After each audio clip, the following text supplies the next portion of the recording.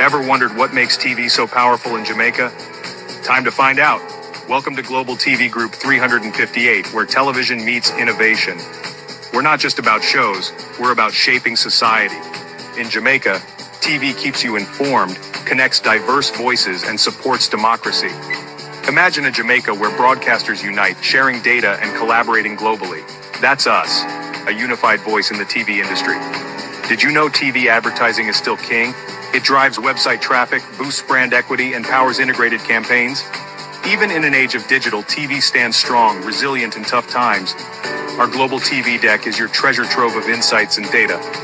With charts, graphs, and success stories, it's your guide to impactful TV advertising. Curious to learn more? Visit our website and see how Global TV Group 358 keeps television at the heart of entertainment in Jamaica. Get ready to binge watch the future. Oh, thy peace, God of my salvation, because the mouth of the sinful and wicked is open. Rastafari.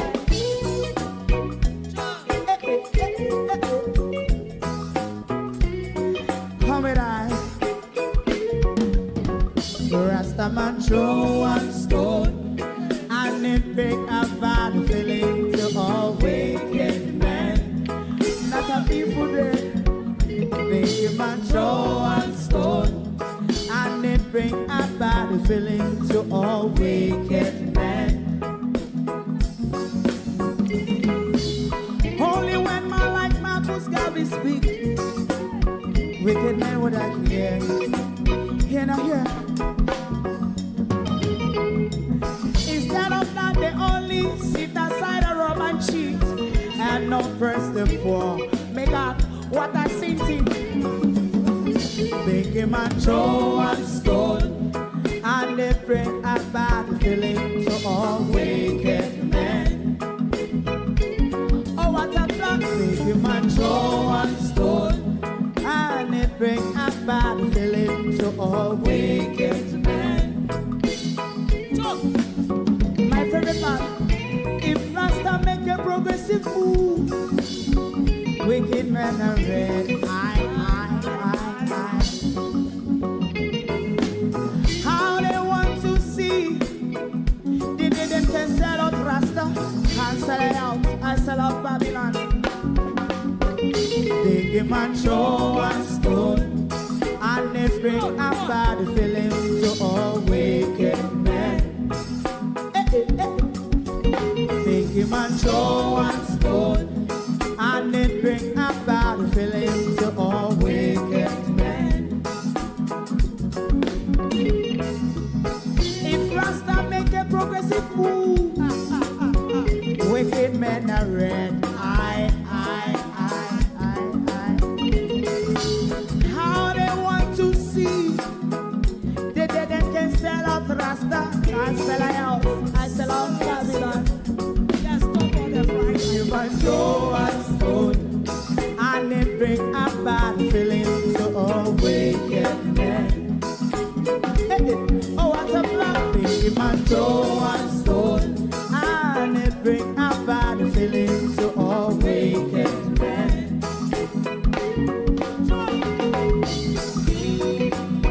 You have eyes to see, let him see. You have ears to hear, let them hear. What a prophet must say.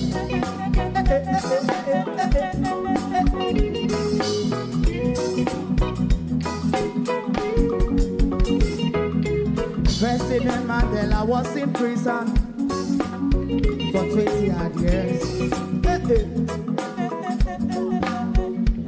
And he leave from the prison and take the seat of the president. Stone one. Big him and throw one stone, and it bring a bad feeling to all wicked men. Oh, what a plan! Big him and throw one stone, and it bring a bad feeling to all wicked men. Rastaman throw one stone, and it bring a bad feeling to all wicked men.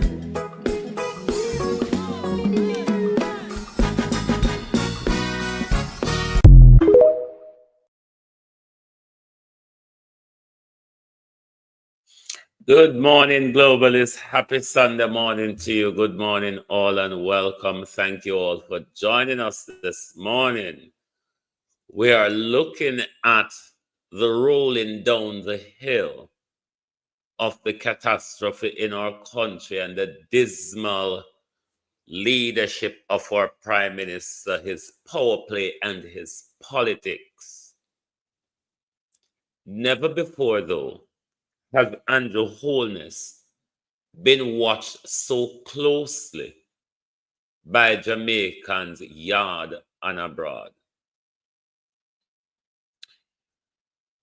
The Prime Minister opened his mouth and tell the nation that he's going to rent generators which came free, which was donated to victims in the worst hit areas. The Prime Minister will be loaning those generators to Jamaicans who have lost everything. And that Prime Minister really got everybody sit up and watching. Since you have said that, I don't know if you're paying attention to what's going on social media. The whole world come out upon this because the whole world know that Spain and Japan donate those for the worst hit, for Jamaicans in the worst hit area, to bring back like a power and energy, Prime Minister, into those communities who we now go see JPS anytime too soon while their bills continue to come. Prime Minister, the whole nation sit down up and I watch you.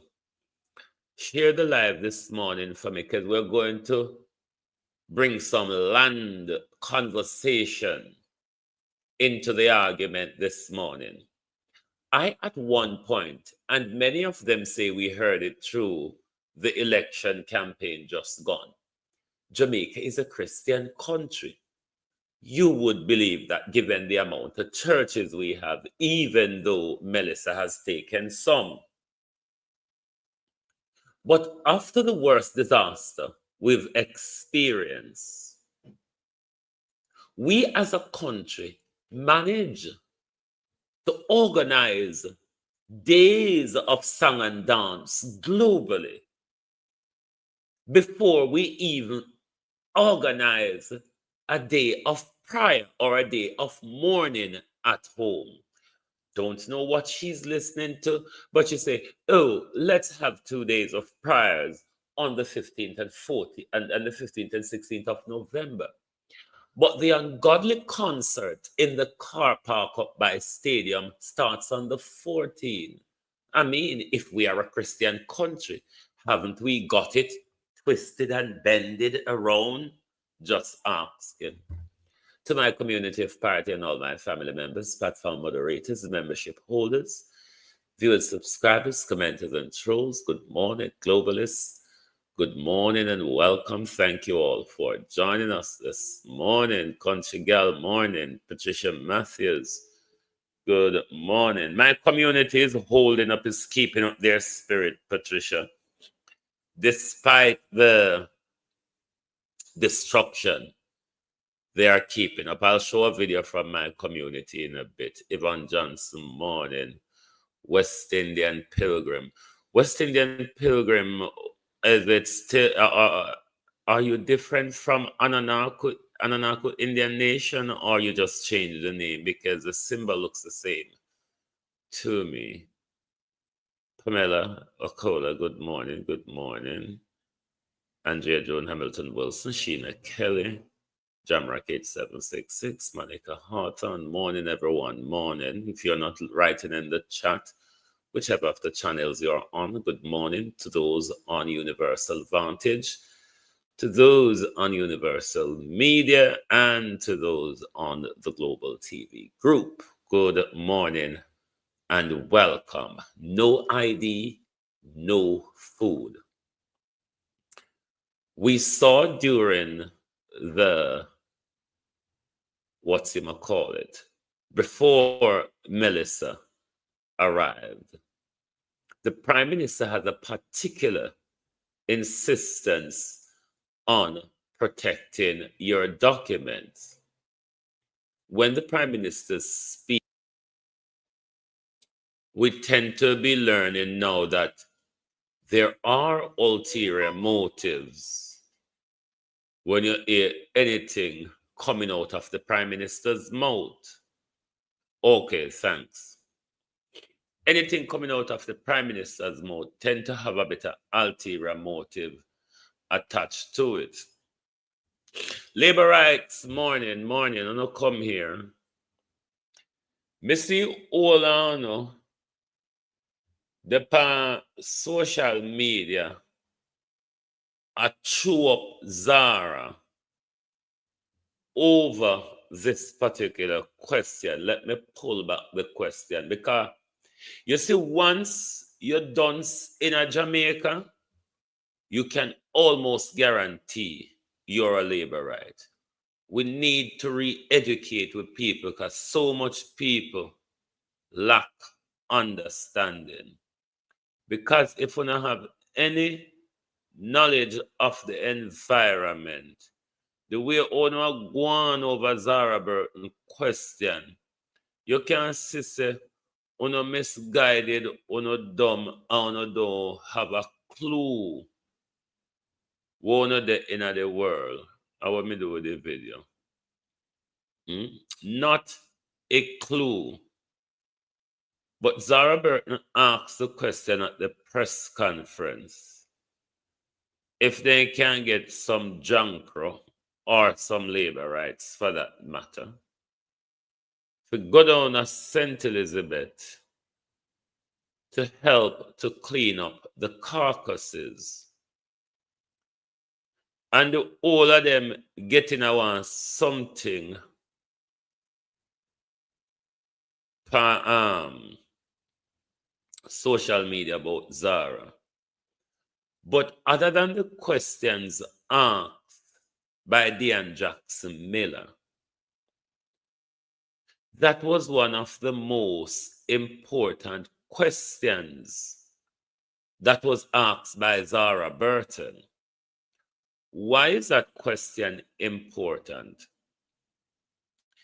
Particularly, we see that the government have no interest in, one, even speaking about dead bodies, not want to speak about the carcasses all over the country, particularly in the western section, most hard-hit area. They don't want to talk about that. Now, the longer these carcasses are there, it's the more we're going to have the bacteria and contamination seeping into our water system. The sooner the Jankro can clean up the carcass, it's the less risk we have of contamination in our groundwater source. That's why, Mr. We need to re-educate a lot of people amongst us. And if you thought labor rights were inhumane during the general election, you want to listen to how they speak about people in these disaster zones. I don't know what I've done with that video. You want to listen to how they speak about people in these disaster zones. Now, these are the same people, when we hold the government to account, when we question the government, when we call out the government, these are the same people that are saying We are playing politics. It's not the time for this, they say. Don't bring politics into this now. But those people So what are you are saying? making excuse for the same prime minister who is loaning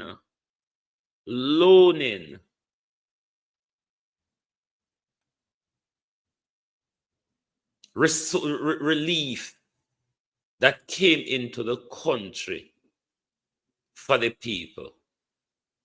The prime minister is loaning. And the prime minister said, not us. And we are not allowed to even question it. We can't find the video, but let's go to Westmoreland. Because whatever Westmoreland has done to this government, but the entire Jamaica is subjected to this prime minister's behavior. And came back, and it came with food. What government with any humanity in a time like now would be using a piece of paper against people in disaster zone, unable to find food and water? And your Holness, we have never watched you as close as we are watching you now. Because we see all of the dirty politics and we see all of the power play when it comes to money, Prime Minister. You see the fuckery what you're doing at the Adpem Galangin? We're going to come to it in a bit. The fuckery what you do with the Adpem Galangin, everybody start watch you. The fuck with the loaning generator, Prime Minister, everybody start watch you. The $10 million per constituency, Prime Minister, everybody start watch you. Now you're getting 150 million US from the World Bank Cap Bond. And from the Caribbean CREF, you'll get another $21 million. Remember, say CREF pay out money to you for burial, Prime Minister. Money where we don't hear you talk about and we don't get any of. Remember, say CREF pay out money to you in a burial. CREF are going to pay 21 million to the Prime Minister. And World Bank are going to pay 150 million. So the Prime Minister is going to pocket 170 million US dollars just on indemnity alone, which one of my globalists asked me to explain about whether the money is for the Jamaican people or it's for the I will explain that in a bit from my understanding.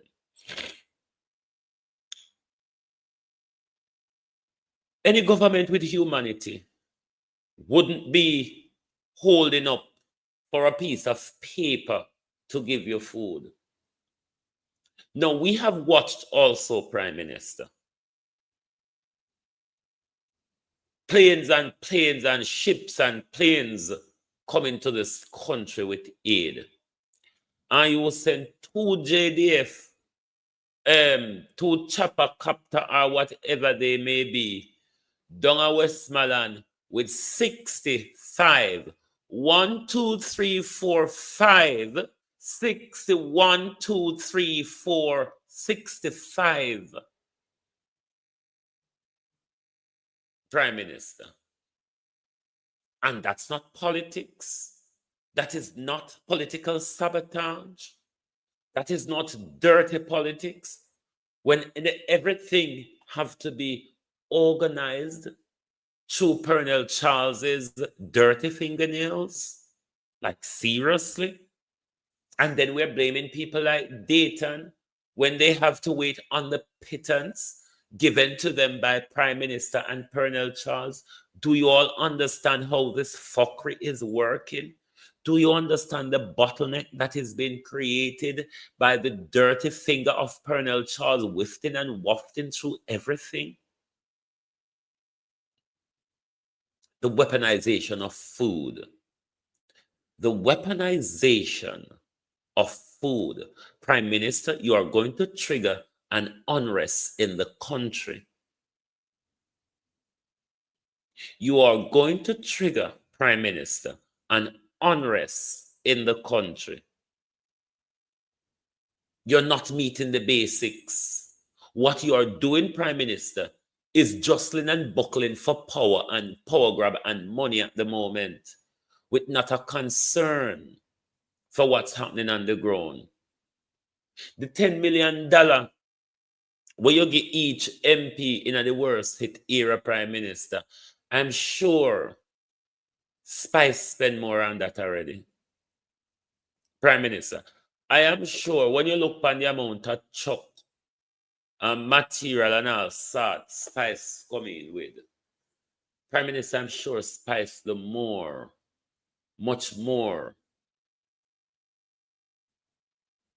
than that $10 million where you give out to a place like St. Elizabeth where flatten. A place like Southwest St. Elizabeth where flatten. You expect $10 million to assist with building Galangin. After we deal with this, we'll explain my understanding of the cat ban to you and what it covers. And came back, and it came with food this time. But to collect, we all have to have ID and the TRN. However, I don't know where's my ID, and I hear a lot of people complaining that they don't know where is theirs. I'm currently searching the house to find it. I don't know where I don't know where to find it. From the storm, I haven't seen my ID. So I have a picture. Hopefully it can work. I don't know. Rain a fall, and if you see the amount of people outside in the rain trying to get aid right now, and I'm wet, wet till water drip. Rain a fall right now as me speaking, fall hard.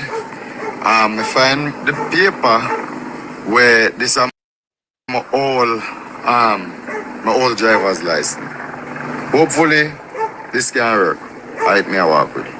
Alright, so the line I go line up in it, I don't have a proper ID in RTR, but we still do it, I say things so. One other copter land out on the front of the sun. My phone all of them. I never think no time in my life would I ever see something like this. So you see, when everybody go and get package, me them must say 65 package for hour. And about 50 issue out already. And the line they are still long. But yeah, go and watch what go. Alright, so the food done, and then top take sign up. So we don't know when they're gonna come again. I did see something drop off out of the copter when it fly away back. So me and one of my friend I walk and look for it. See where the bar open land one. Come on. I looking for it, but we not find it. So never go me out there. I'm not even gonna stop the crowd because they say the food is done, but there's a lot of crowd still there. I stood in the line for about an hour and a half, and nothing.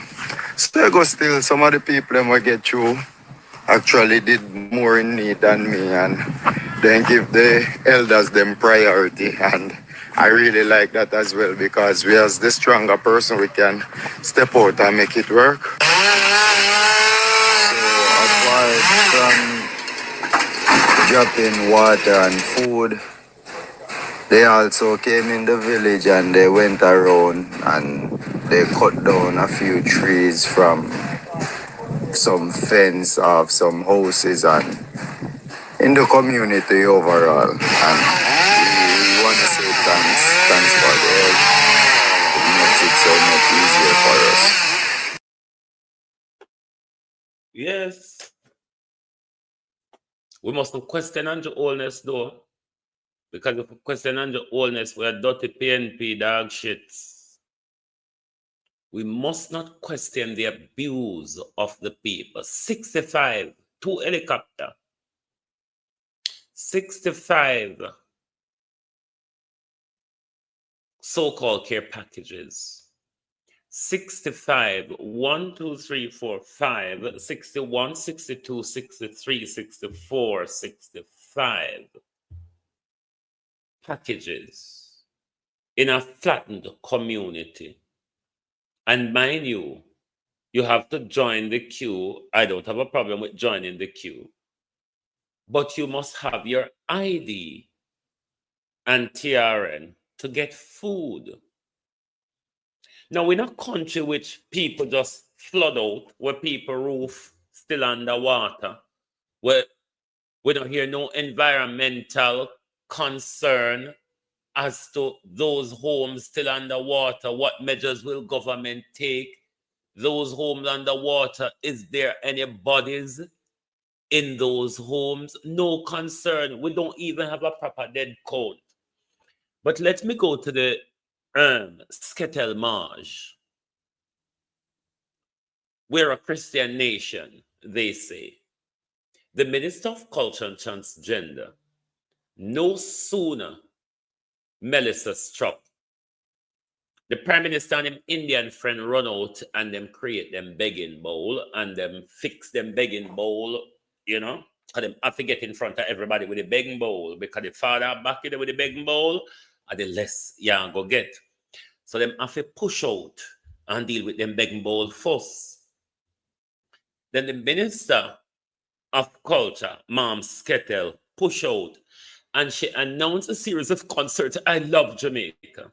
And we are going to gather money, and we are going to gather money to support Jamaica. How much dough are we going to spend to gather money in these lavish concerts across the world, particularly the one in the United Kingdom in Wembley Stadium, Babsy Grange?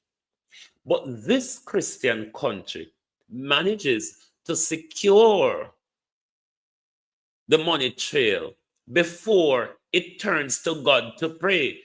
I don't even care about their praying, because their prayer did not help before Melissa.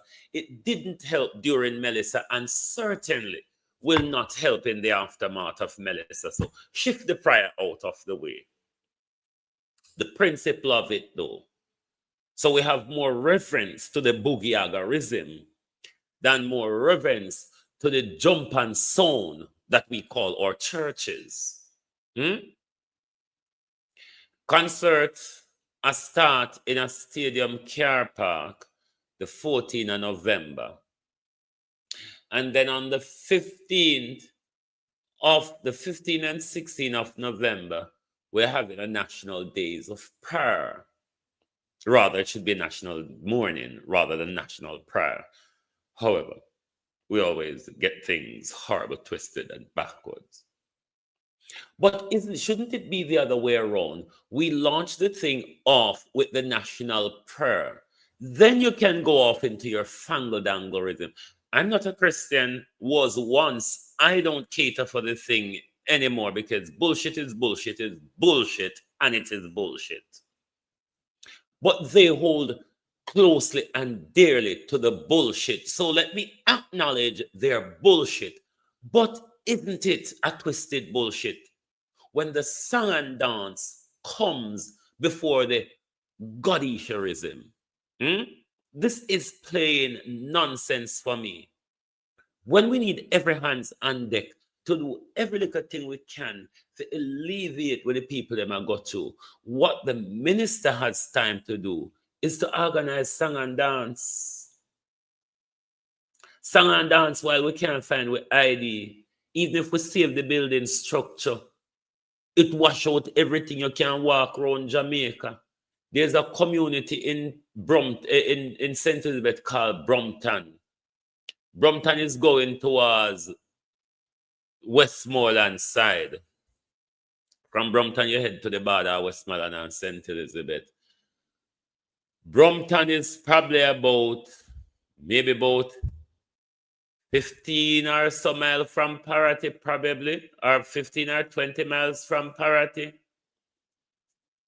And things for people in Brompton is being found in Paraty. This is how mix up Melissa is. You carry things all the way from down Wowo yonder there, so come all the way up there, so.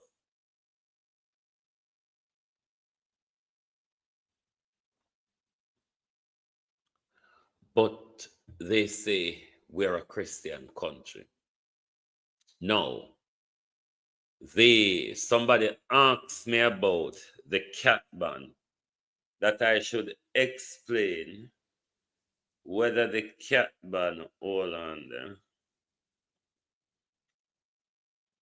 that I should explain whether the cat ban money, and that the cat ban money is not for resident of Jamaica, it's for the infrastructure. No, the cat ban, see the cat ban, if any of you have content insurance for your home, see the cat ban as a content insurance for Jamaica. You cannot insure Jamaica without, particularly against a natural disaster, without insuring its people, without the people are indemnified in that insurance. So the catastrophe ban works like an indemnity insurance, like a content insurance where it insures all of the content within your home. That's how the catastrophe bond is meant to work. It's not meant to just work for putting the damaged infrastructure back together. It's also to assist with the rebuilding project of damaged homes and damaged community infrastructure. So it's not just about road repair or repairs or rebuilding of what we see as government responsibility. It's an insurance that cover the recovery and construction, and that include those who their homes are being damaged, those who have lost livestock. So it assists in building back like our schools or healthcare or road or telecommunication system or power system, and it also support the building of homes and communities affected by the storm. So this is not an indemnity that the Prime Minister ought to arm up for himself. This is why the $10 million per constituency for building support is fuckery, literal fuckery, given that Jamaica is collecting two indemnity, 150 million from the World Bank catastrophe and 21 million from CREF. That's the indemnity plus the plethora of support in cash. Not when you hear they say million in aid, not everything is in cash. And you have to read carefully and look for the amount they're given in cash. When you hear they talk about that billion, when they talk about the billions or the millions, it includes the generators, the satellite, the food, the field hospital. When a country say them I give whatever in millions and say it I give in aid, count up whatever else involved it all comes in the package of what they are giving, but also with that package, a part of that package, you get cash grant as a part of that package. So the Prime Minister, looking at the people of Jamaica, and said to a community like all of the constituency them over St. Elizabeth and Westmoreland, were mash up. 1 and 2 house may save them roof. $10 million, 10 million Jamaican dollars. When Mark Golden was saying 50 million would be a good start. 50 million, $10 million given to Floyd Green cannot solve the building damage problem that occurred in my community. And as I speak about my community, despite the tragedy, them have like a spirit. One of our very own Dr. Davis Trail came to the community and try to bring so proud. to the community. I have to big up my cousin Nisha, her husband, and their team. Trust me, they come through. She came with her team and she opened up a kitchen so the community can get some hot food and the people could all go back to our historical Johnny Keane. That our hey, when you look at with community, America and the Holness, people the rest of Jamaica may not say bam Japan them. But when you look at the creators in our community, or no African convince we say bam no Japan we in the nights of the wind and rain when nobody else never see and hear American and the Holness. Everybody will go down there say, no sir, bam afi drop down here so. Prime Minister, the creator them in our community, Prime Minister. Nobody no fool. Everybody say and know say once they come in our community, then say and know say bam Japan we. Then just have to look upon the whole heap of creator them in our community, Prime Minister.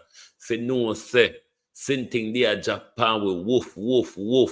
While rain and breeze I make noise, or not take the time for just a pound with so the person for the creator them in our community. We have river, springs, and lake open up in a people yard side of people house. But I want those of you, before I go to my community video here, those of you who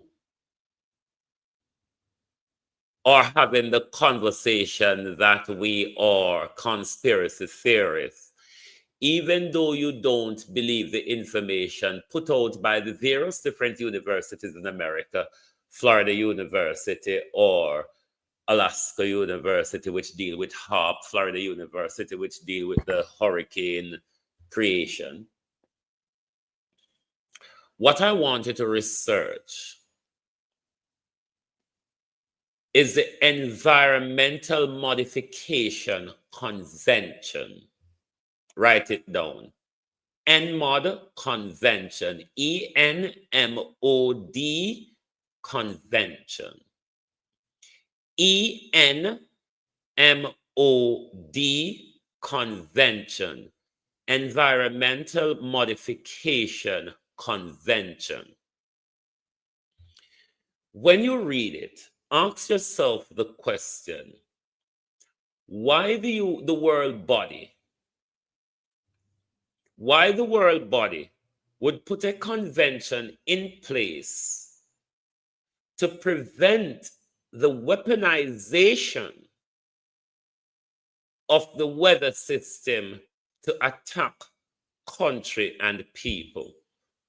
If nobody If no country has mastered that science, why do we need a convention to prohibit the weaponization of the environment or the weather system? ENMOD convention, ENMOD convention. Look at it for yourself and ask yourself, if we do not have the science, why do we need such a convention?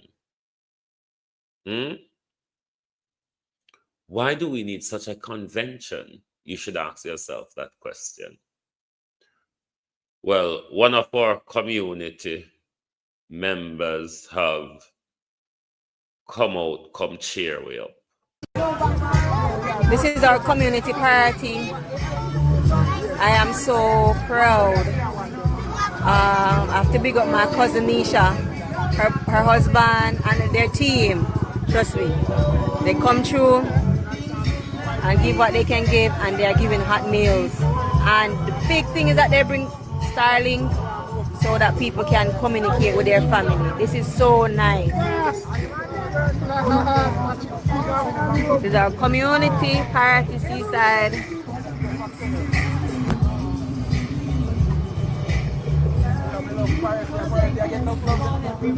I know.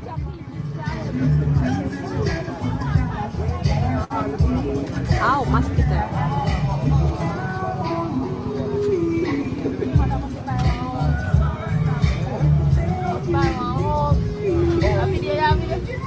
Facebook Live. Don't do that.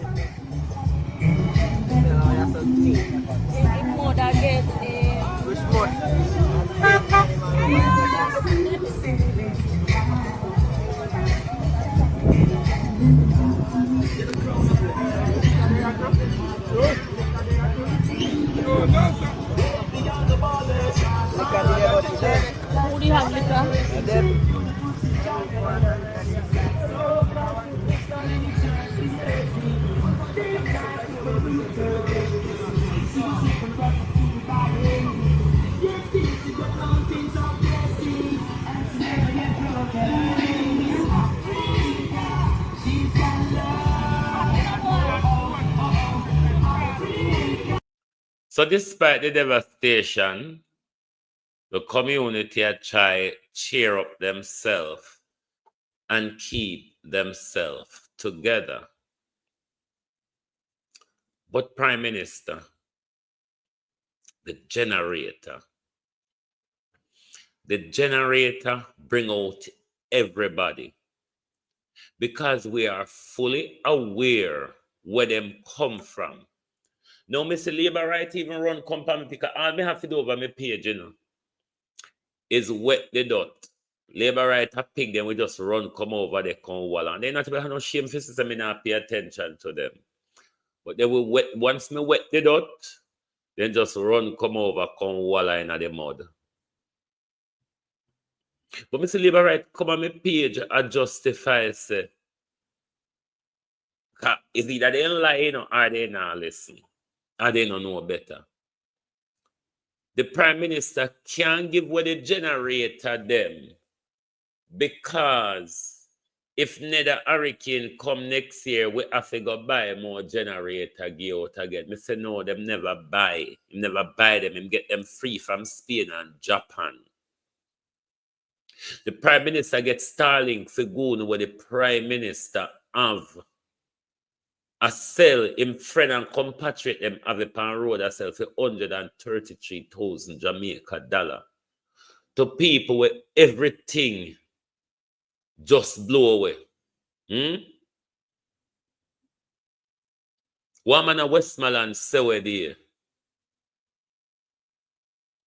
Me dead, but me lose my life, but me still living. Me lose my life, but me still living. Prime Minister, you're provoking an unrest in the country. It's kind of part of what you want. You're a trident at the moment. You're a three-pronged. The hurricane come, you don't get your glory away you did want. Because to say, the amount of dead body pile up that you wanted in Westmoreland and St. Elizabeth was imaginable. So, you know, get to this, so, all right, make me attack them with another prong of the sword. Let me leave them to go hungry, and let me leave the carcasses around them so disease can kill them off when them immune system weaken out. That's the second prong of the sword. The next prong of the sword, if the other two prongs don't work, what the Prime Minister is waiting on, I'm going to frustrate them. I'm going to frustrate them to the point where they will have to rise up. And then I will have the chance to shoot them down in mass. And then I could impose all sorts of rule on them. But as I said, we're going to bring in some land argument into all of what is happening in Jamaica right now when it comes to the storm. And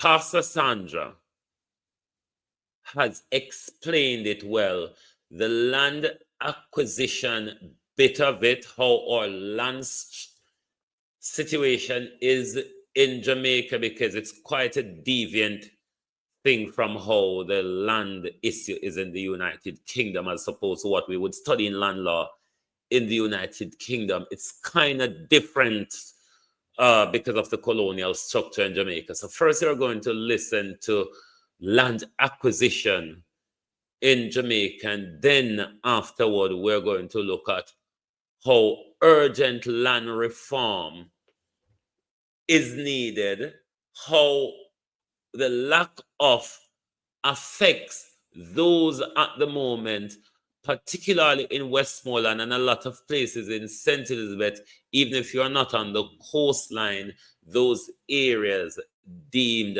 as squatter land. So let's first listen to how land acquisition work within our colonial structure and why we have this land issue and this titling issue that not many of us understands.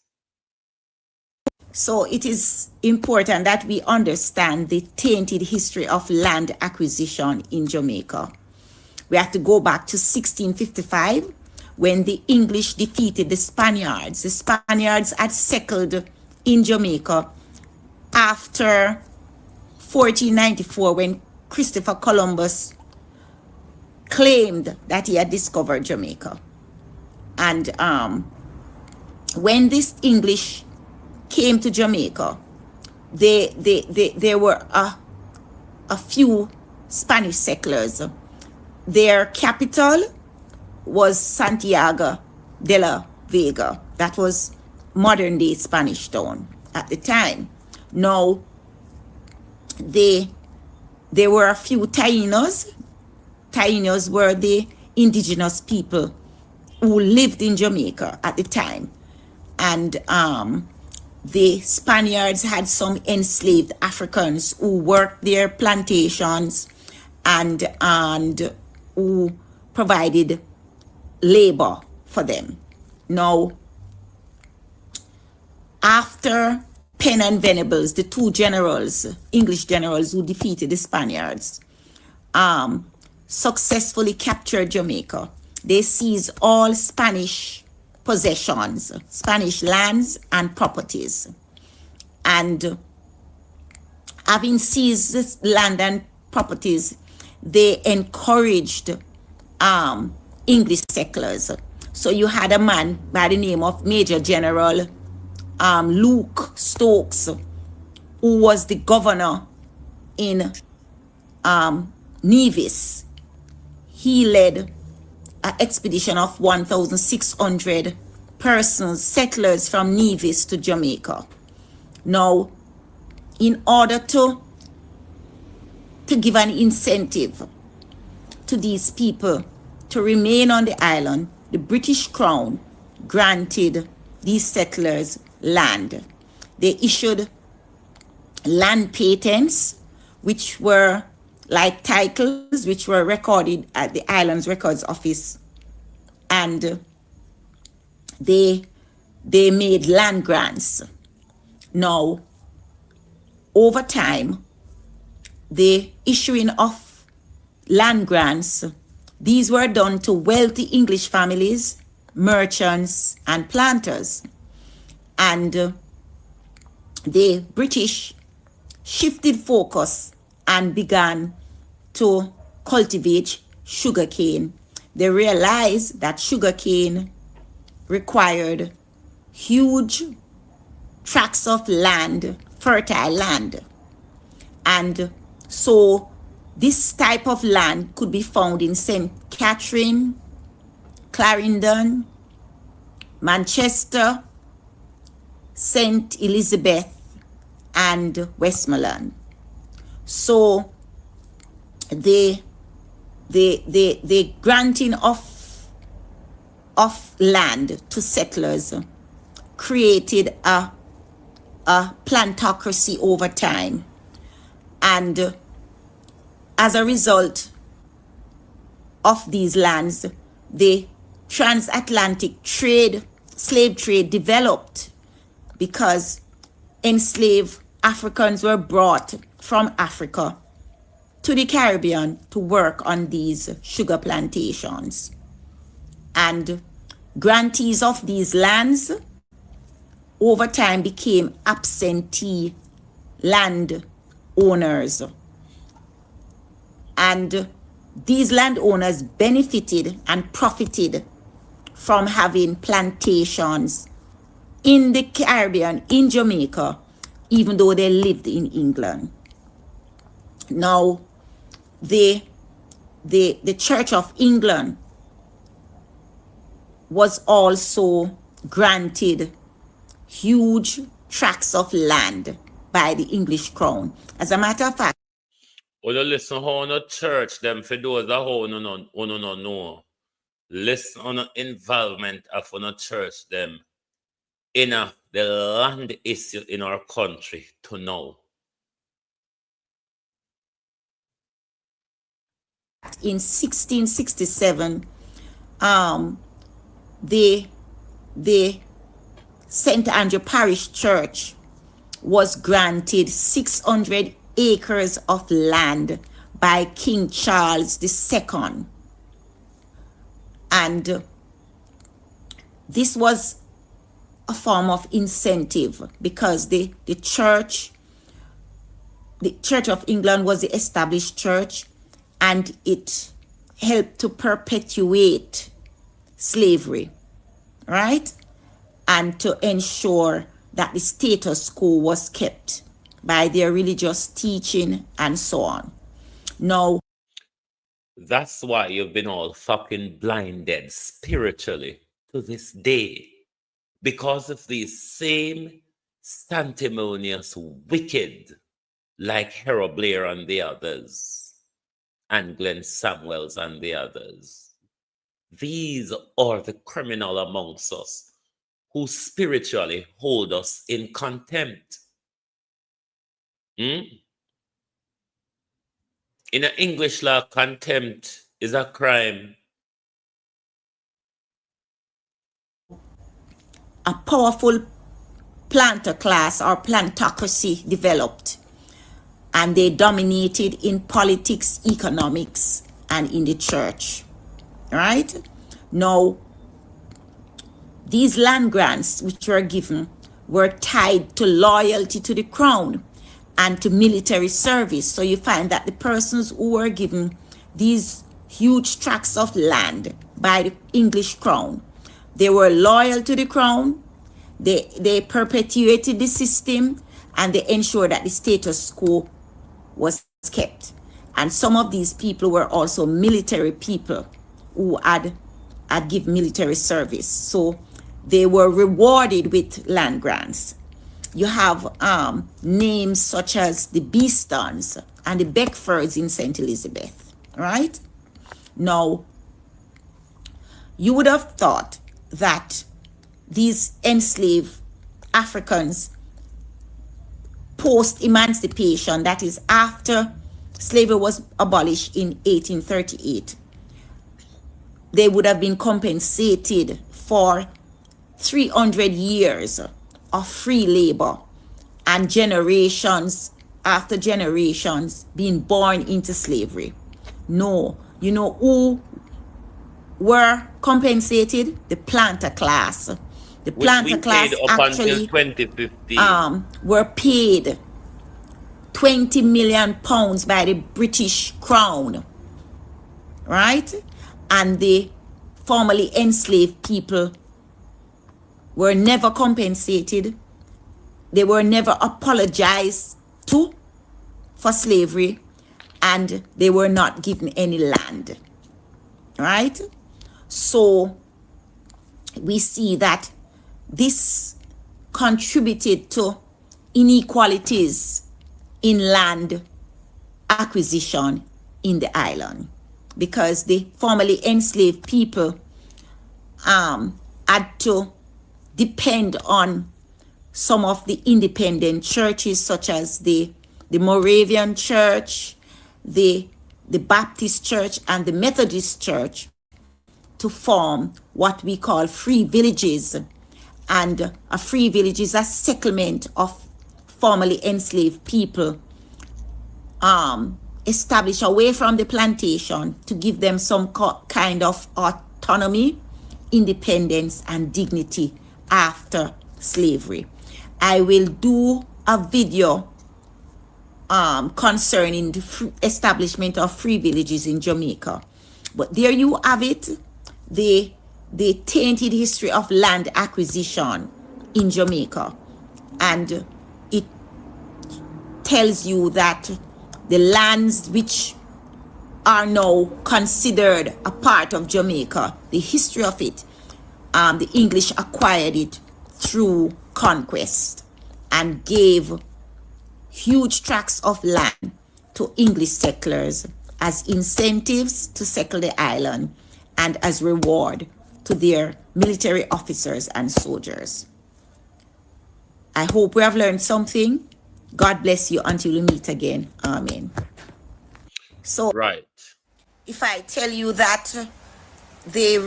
Right. Now we're going to move into the importance of land reform in Jamaica, because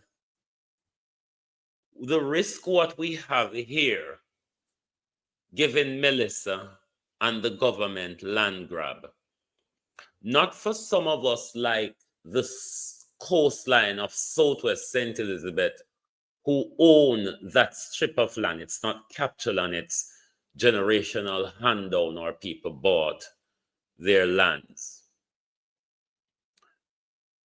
But a lot of places in Westmoreland where you see those board house structure are what is deemed as capture land. And this is likely to cause a huge problem because government is on a land grab, particularly us in St. Elizabeth on the South Coast, which they want to build their new city and develop their South Coast tourism. On what land, I don't know, because the South Coast is already a residential coastline.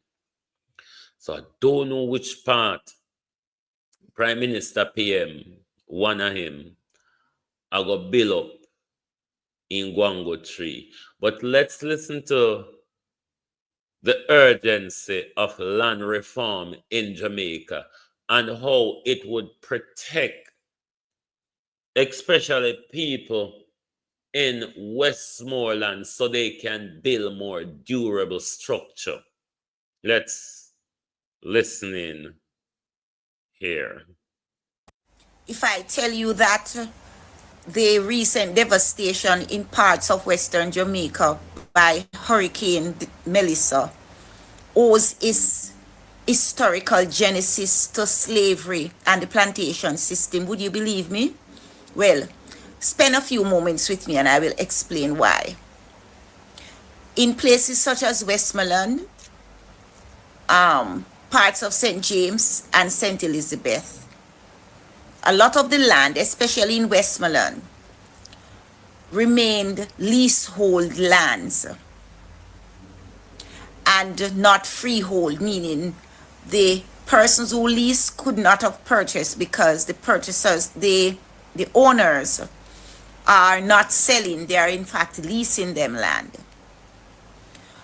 Prior to emancipation in 1838, there were no attempts by the ex-colonial masters or the plantation system to redistribute land in places like Westmoreland. So what does the formerly enslaved people do when it comes to land? They had to lease land. And if it is a leasehold property, you cannot build anything permanent on it. Meaning, you cannot put a concrete structure that cannot be lifted up and carried away. Once it is leased land, it must be a chattel house on that land. Meaning, a structure that can be lifted up and carried away. And usually, this is a board structure. All right? So that's the first thing we need to understand. So, the land in Westmoreland were, prior to emancipation, owned by corporations, huge companies which existed in England or on the island, or they were owned by individuals. So these large scale farming which was done in sugar, bananas, or cattle rearing, especially in Westmoreland. So the land was concentrated, right, in the hands of a few large plantation owners. And that has remained up to today in Jamaica. Places such as Appleton Estate, which is located in St. Elizabeth, for example, was formerly owned by the company called Lascelles de Mercado Group Limited. They sold it to an Italian conglomerate company called Just to explain two words to you in land law, when you hear the word chattel and fixture when it comes to land, what chattel means is something of a personal, tangible possession where you can remove from the property without causing any damage to the property. And when we talk about fixture to the property, we're talking about like a concrete structure which then becomes part of the property, which cannot be moved without causing damage to the property. So I hope you understand when they say chattel. Chattel is like your board house, which you can lift it up and put it on a flatbed and move it to somewhere else. So that's what it means. I think it's Gruppo Campari in 2012. And Campari has taken over the management of J. Ray and Nephew, which was the management or which ran Appleton Estate. So today they deal with the distillation of rum. All right. Now, as I've said, there was no attempt to redistribute the land to the formerly enslaved people. So a large portion of the land in Westmoreland remain in the hands of a few private large companies or individuals.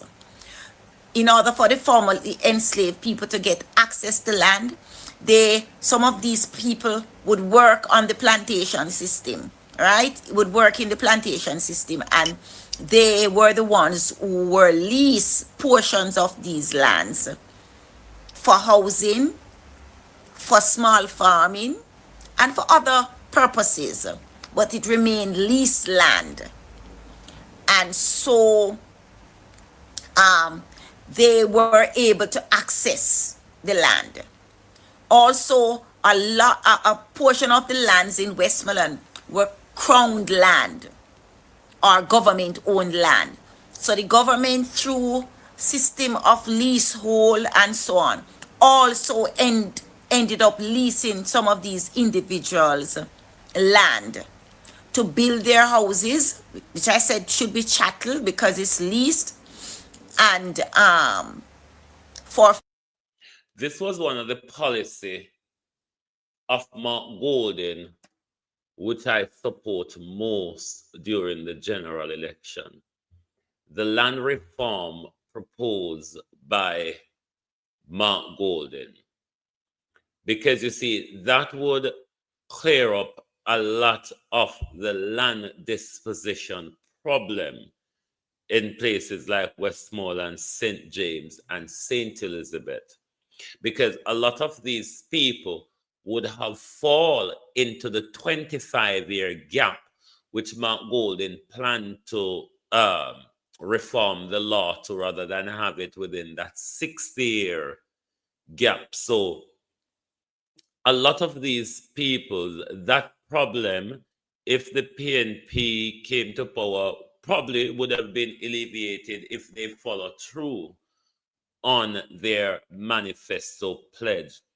But this whole land issue post-Melissa has become a very great concern, even to those of us on the coastline who own our land and have titles for them, or at risk of the government land grab and the government using environment and legislation against us in order to push us off rich land, which oil is on that coast.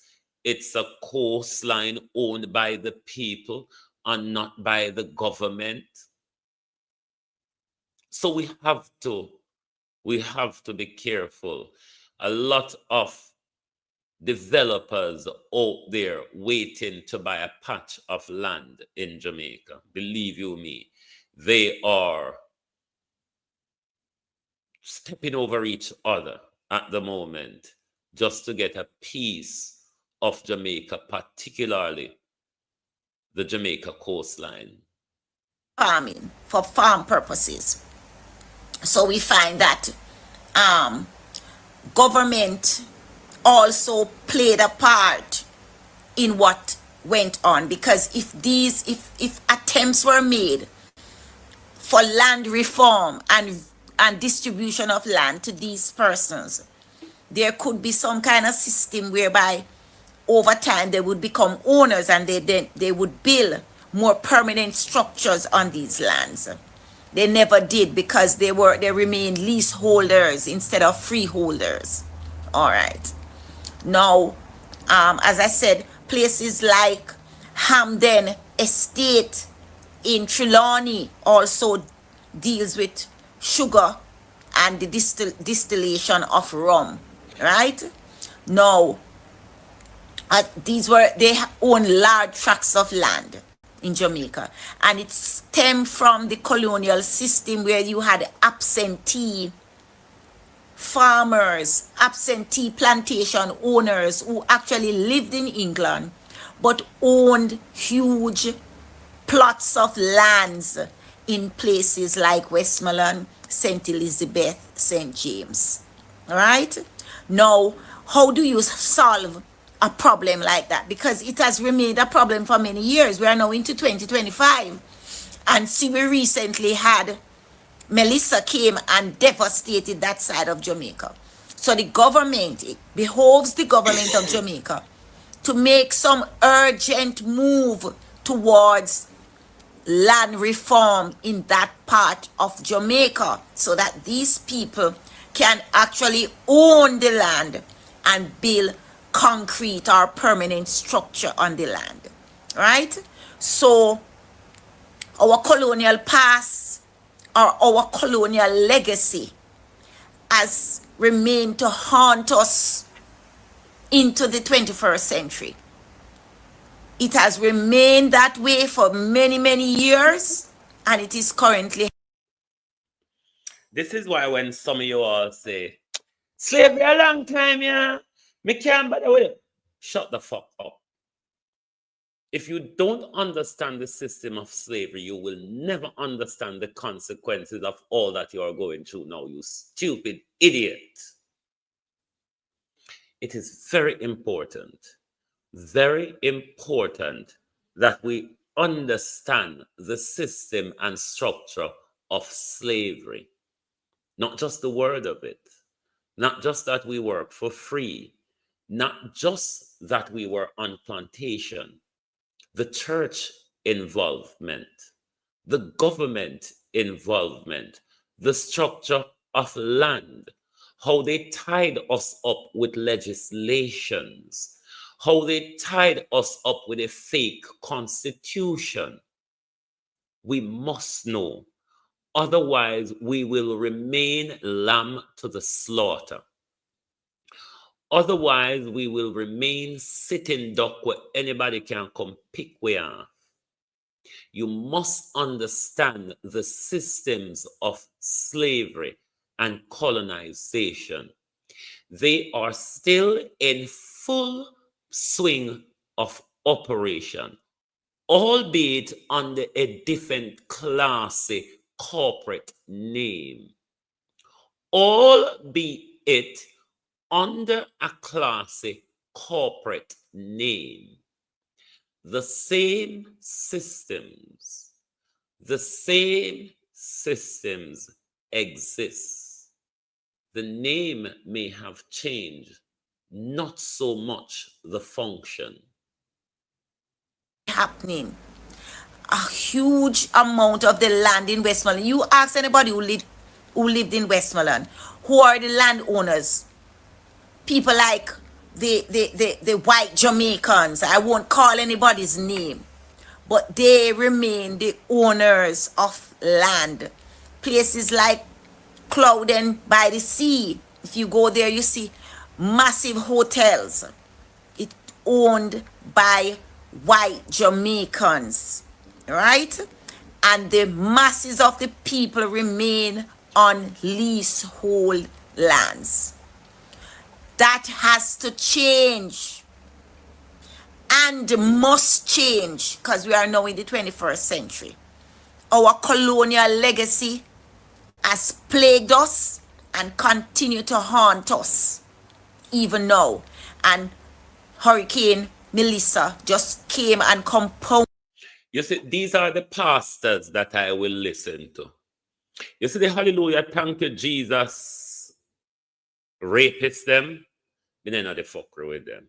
Just don't have the time for the literal bullshit of some of these people who call themselves fathers, pastors, priests, ministers, and all sorts of bullshit title that they can give to their name. Man of God, this, that, woman of God, and all sorts of mockery of the people's spirit. We will listen to people like Sandra, Pastor Sandra, them will teach you. Not the one them will close your eye by speaking in tongues and rub their evil hand in your head.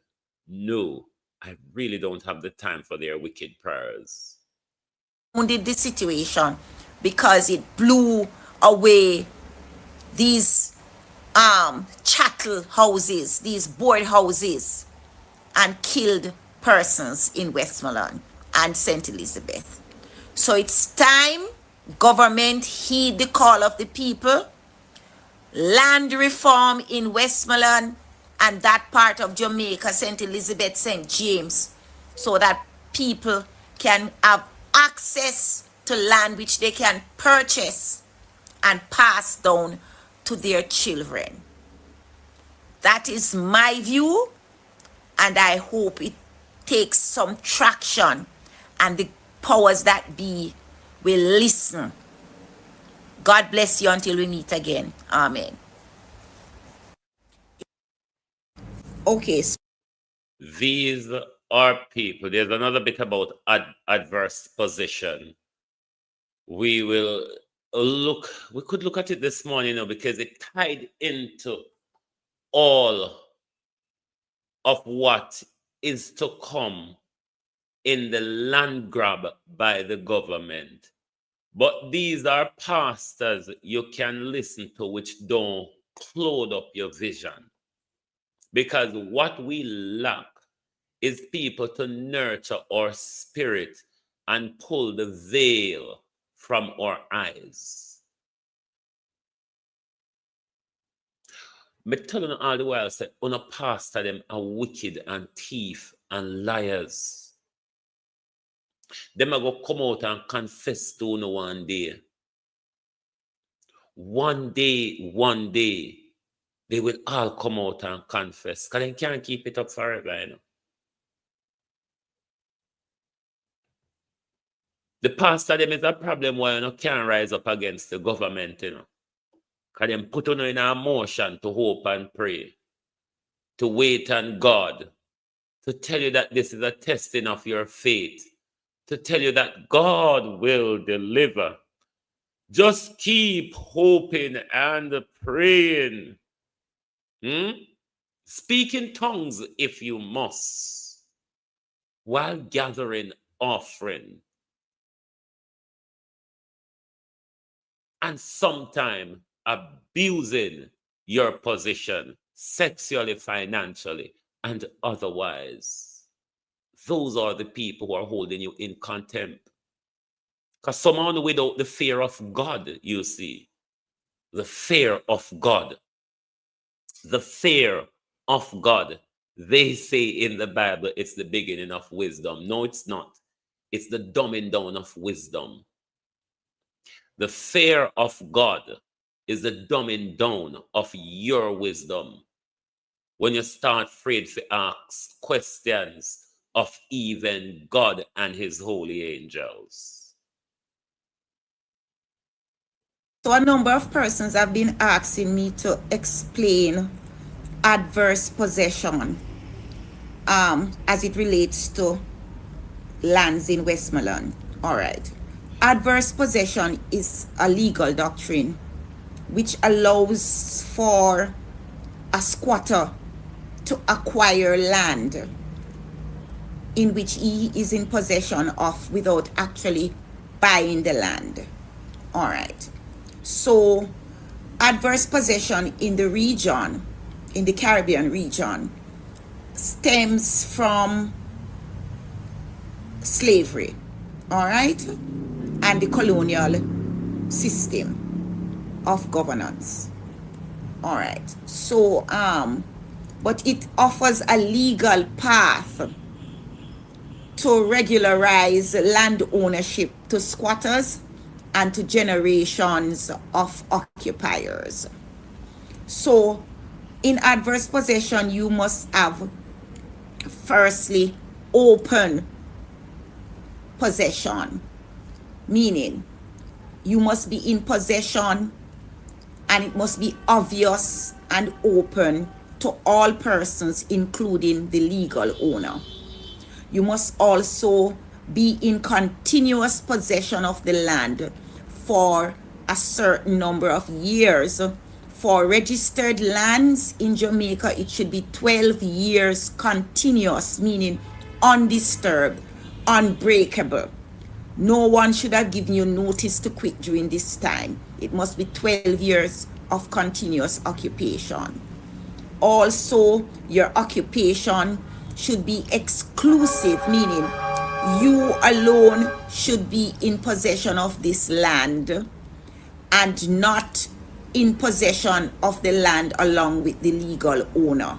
All right? You must also be on the land without the permission of the legal owner. If you are a tenant on the land, or you are a licensee, meaning a licensee is anyone who is given permission to occupy the land. You should not be a tenant or a licensee. All right, so you should be on the land without permission. You should also be in actual possession of the land, meaning you should be in possession of the land where you are farming the land, or you have built your house and living on the land, and or you have fenced the land. All right, your possession should be hostile to the interests of the registered or the legal owner. All right, so that is it in a nutshell, because I only have 10 minutes to explain all of this. And so that shit in a nutshell is what adverse possession is in our system, our current system of land ownership in Jamaica. In other Caribbean territories, it can be from 12 years to 20 years. I know in Trinidad, it's 16 years under their land ordinance there. All right. So, however, the reason why a number of persons, even though they may qualify for an adverse possession claim, have not done so is because of cost. In order for you to regularize your ownership of land, even though you might be in possession of it for 12 years or more, is because in order to get this land, you have to go through a series of steps in order to regularize your ownership. Firstly, you need to get a surveyor who will survey the land. And in order for you to get a registered title for this land, you have to use a pre-check plan. It's not mandatory, but usually when you do the application to the titles division of the National Land Agency, they want you to have a pre-check plan. That is a plan that is registered with the surveyor's department and as a PE number, a surveyor's number. All right. Also, having done that, you have to pay to get this surveys planned, this pre-check plan, and it sometimes depends on the area of the land, how big the land is. It will cost you money, and it's not cheap. Secondly, you will need to get yourself an attorney to do the application. Most lay persons are not able to do this application on their own. All right? And so you have to pay for the surveyor, you have to pay to get an attorney. Now, also during the application process, you have to state on your declaration, your statutory declaration, if you are the applicant, you need a statutory declaration, and you need at least 2 other persons to give statutory declarations under the Voluntary Declarations Act to state that they know that you have been in open, undisturbed possession of the land in excess of 12 years. All right? Now, I will explain to you that there is a time frame in relation to registered land. It's 12 years for adverse possession, right? But for unregistered land, you have to go back 30 years to show a root of title that you have been in possession of this land for in excess of 30 years, and so on and so forth. For crown land, that is government land, you have to go back 60 years to show that you have been in undisturbed possession of this land for this period. Now, the challenge. All right, let me explain the difference between these three land that she mentioned. You have registered land, unregistered land, and crown land. Now, registered land would be the land that you have your titled for. So it's registered with the titles department. Unregistered land is land that somebody owned but has never been registered with the land department. Then you have the crown land, which is what we call government land.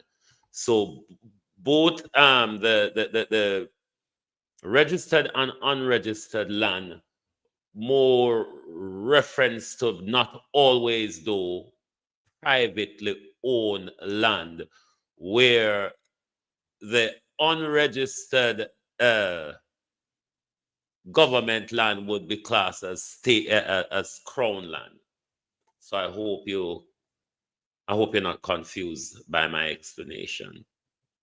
That you will face is that sometimes your foreparents were the ones who were in this possession and of all of these years to show, and they might be deceased, and if they are, you're going to have to produce letters of administration of their estate or a probate document. So look, I am not going to tell you that it costs a lot of money to regularize one's ownership of land in Jamaica. That is the reality. All right. And for those persons who are legally trained like myself, we can tell you it is not cheap. All right. Also, having done your declarations, you have to produce a valuation report to show the value of the land, or a realistic. The valuation report is not mandatory, but it must be a realistic value of the land, because you have to pay on application. You have to pay 1% to the titles office, and if your application is approved, you're gonna have to pay 1.5% after that. So a total of 2.5%. You also have to pay for advertisement. Usually they ask you to do two publications in a national newspaper. So it costs money.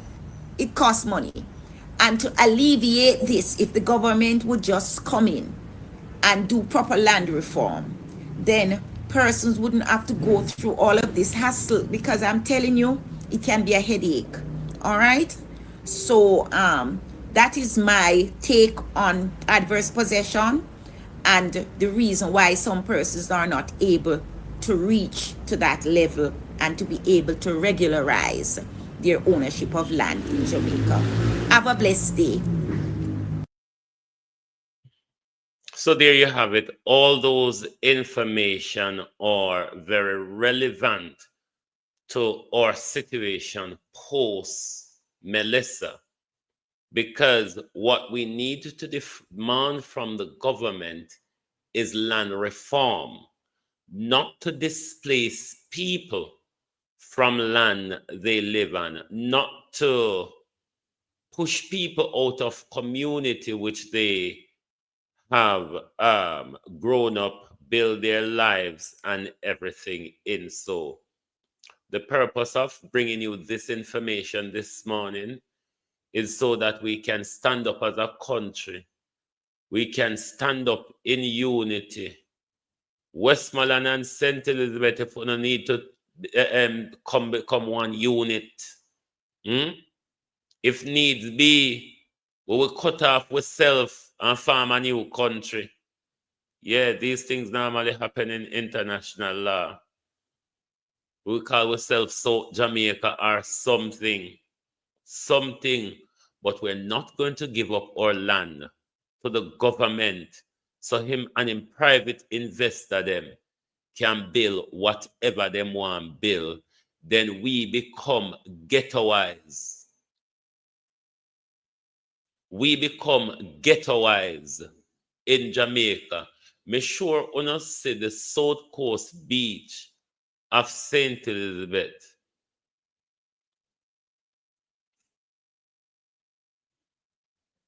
The South Coast of St. Elizabeth, me sure you see the house them where they on there. Say no way. No that South Coast. The Andrew Holness develop tourism. Because from Black River to Junction, from Black River to Cheddar Beach, from Black River to Cheddar Beach, we have houses line the seafront. From Black River Prime Minister to Cheddar Beach, we have houses. I'm sure you see the structure of them line the seafront. Where are you going to get the land from to develop your South Coast tourism? Is a question that I will continue to ask. You see this city in St. Elizabeth Prime Minister? Me and one of my cousins there work it out yesterday. Build it in a zigzag runway. Anyway, you see one little free space of land, you build it in a zigzag runway. So what you going to plan to do? Demolish the house. That's why you not drop them, bomb them, create the inner parity. Is that the reason for those creators? Somebody need to go deep down in a because there's something that then created in our community has some deep old thing, when you drop one stone down there, you hear gunfire about it. Somebody need to tell we one of the drop pan we in the noise and the rush of the wind and water. What was it? Because them big pop out and drop out and break out there in our community. Andrew Holness, what was it that you all was dropping on us? But I want you to all remember to research the Environmental Modification Convention, ENMOD Convention. It is called the ENMOD Convention. And ask yourself, after reading the Environmental Modification Convention, ask yourself, why do we need such a treaty if we do not have countries that master the science to weaponize the environment against another country or people? Why do we need a convention to protect us from that? Is a question you want to ask yourself.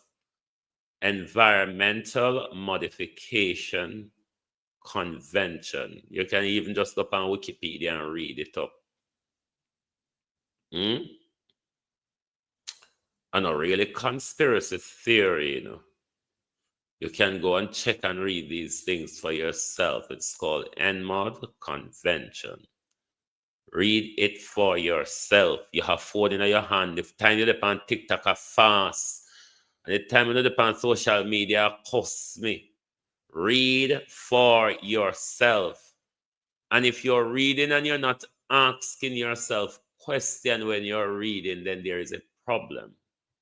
All right? Can't help you anymore. You have to wake up and smell the coffee. Whether you want to drink it or you want to box away the cup from your face, wake up, Jamaica people. Wake up. It have started. I'm telling you about the geopolitical brouhaha. For 2 years now, I tell you now. Globalists with 2-year anniversary come with it, and because the girl Melissa roll up with it, we forget everything about it. But when I try to teach geopolitics and all of that, I'm not interested. When you see how everybody assemble themselves in a Jamaica, and you not hear nothing about China and Cuba and them people there. You see Venezuela send him support and them insult Venezuela. We know that in a crisis like this,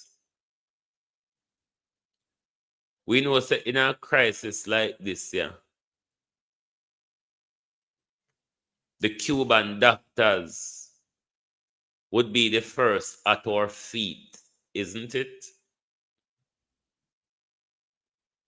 We know Cuba, no matter when Cuba not happy, Cuba one of the first to church their hand to Jamaica. But when the CIA is in charge of our country, when the CIA, which the Jamaica Labour Party, is a creation of the Central Intelligence Agency, when they are in power, we cannot communicate or do business with our ally and neighbor, Cuba, who have the professional and medical and clinical expertise to help us along in this disaster. But remember, said Trump said they didn't go home, didn't they? Trump said they didn't go home, and Andrew Holness send them home. Who do we have now? Those who were just killing children in front of our eyes the other day. And every help a help. And every help a help. Israelis don't have no humanity.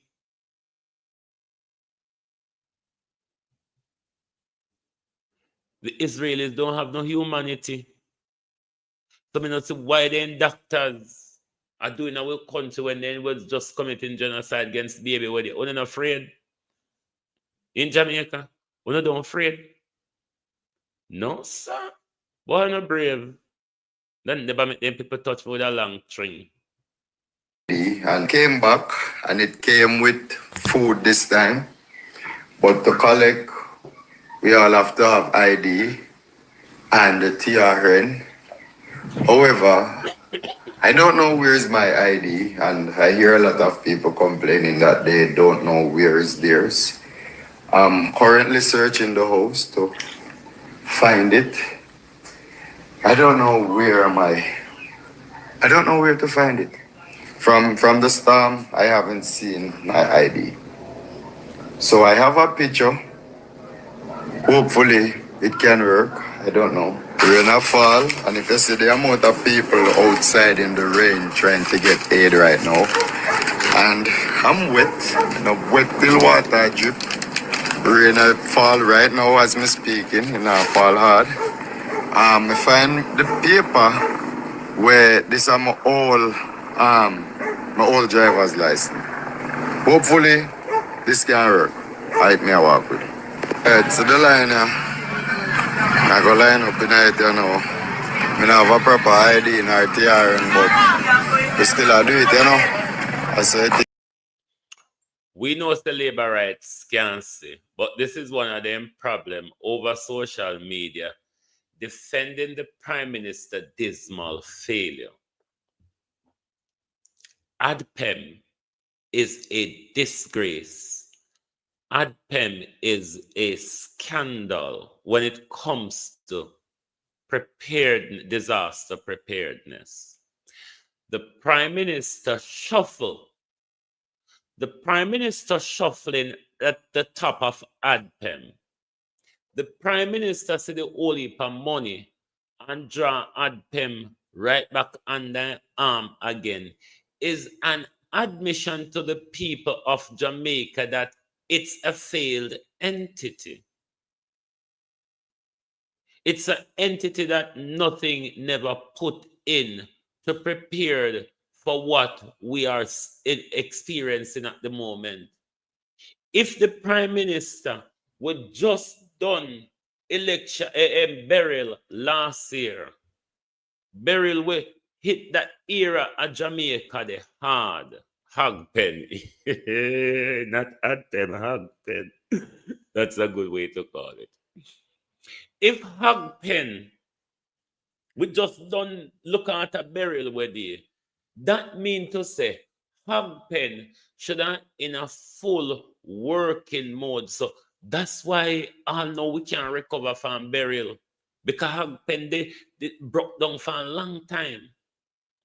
Be a corruption and maladministration over there. And right in the middle of a disaster, the Prime Minister said he can't find nobody at Jamaica qualify enough. Jamaica people, don't. Dr. the Honorable Puss. Dr. the Honorable City Puss say, for telling us, say, you find it hard to find somebody bright like him. Barring that, the Prime Minister wouldn't draw it into his crotch and quarters. So brighter than Holness, isn't it? The Prime Minister said the whole ano, a cuckoo incompetent buffoon. Boy, if you're not done, and the Prime Minister not done, but you know, I'm not telling no lie. If the Prime Minister can come out and say, we're not qualified enough, we're not great enough as a thinker. You're not good enough as a manager to manage people and get things done and have things operationally knit together with accountability and transparency, Prime Minister. In the middle of a disaster, you are switching and swapping and chopping around the agency that which is tasked to take us through this fuckery. Then, Prime Minister, isn't that an admission to say, why, I be a fuck up, I be a fucker, where do you say, we don't even, the person where I run it don't even know what them I do, said the Prime Minister. What else could you shift round at this time in the hog pen for? And what benefit it a go be to we when another hog in control of the pen? Good God Almighty, Prime. Listen here, people them are watch you, Believe you me, the 170 million US where you go getting indemnity. They not even watch that like how them watch the generator. The generator spark a outrage in a Jankro. Jankro, what Zara Burton, labor rights, Zara Burton said, someone who needed in St. Elizabeth. Someone who needed in St. Elizabeth labor rights. That me I tried to learn this morning. Someone who needed in St. Elizabeth. But you are provoking the nation, Andrew Holness. Don't underestimate these young men in St. Elizabeth and Westmoreland. Don't let Manchester, St. Elizabeth and Westmoreland team up, Prime Minister. By the way, Mr. What's him call it? I'm going to go back to this young man, but let me pull up Coleridge Minto. I have questions for Minto. Where is the mint? Where is the Minto? We have questions for Minto. Because to say, come to the front of the class, Coleridge. We don't call Coleridge through there. Coleridge, come to the front of the class. Could you answer this, Coleridge Minto? I'm being made aware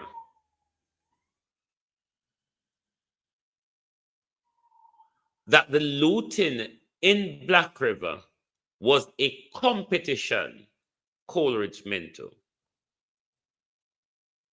The competition, Coleridge, was between the police and the citizens as to who could loot more. I was also told, Coleridge meant to, that there are several Jeep and van load up Jive Gorona station, police Jeep and van load up Jive Gorona station. We were aware that the police didn't do anything during that time, but when I questioned, it was becoming clearer that there was a competition, Coleridge meant to, between Black River Police and the community as to who can full them pocket more. Say that to say this, mainstream media. Maybe you should talk about the police too, and not just about the people them where they are loot. Talk about the police who was involved in the looting, who was looting hand in hand with the people in Black River. Talk about the whole of them. To the people of Westmoreland, we understand on a struggle, but do not deploy violence against those who bring you food or try to mob those who bring you support. That, for those of you few who do that, that brings a greater problem to the wider community when it comes to getting resources. So please, we're asking you all, cease and desist.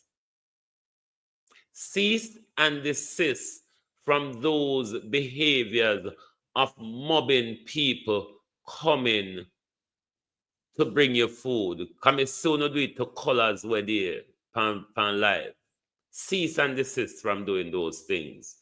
Because people are going to have fear coming into the area if that's what they're going to experience. Please, we're asking you, cease and desist from those behaviors.